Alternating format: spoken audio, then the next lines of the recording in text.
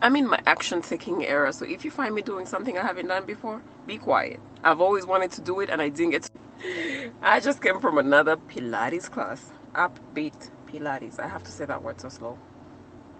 Anyway, I continue to emphasize that when you see the people living the life that you want to live, let them be. They have put in the work. I decided that I'm accepting where I am right now. This is where I am, but I am not a tree, and even a tree can be uprooted. This is where I am, and it does not mean that this is where I will be forever.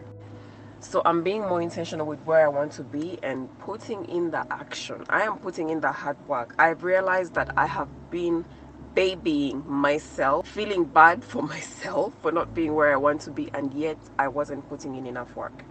So in this era, I am putting in more work than I have ever put in. Don't get me wrong, I'm getting enough rest, but on top of getting enough rest, I am also putting in enough work. I am learning to do my makeup. I am going to the gym, getting my body to where I want it to be. I recently went through a significant heartbreak and I've decided to put the shame out of it. This was a person that I was hoping to spend the rest of my life with, and we didn't work out in the end. I'm not blaming anybody, I'm not blaming myself, and I'm not blaming him anymore.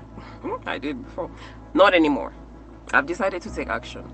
Take my shame out of it, because the more you attach shame to things like heartbreak, and that is so common in our society because we are expected to be somewhere. People's expectations are not supposed to be your reality. We're expected to be somewhere, but in reality, you are somewhere else. So take the shame out of it and move forward. I am releasing the shame around the breakup that I recently went through. It happened. It is in the past now.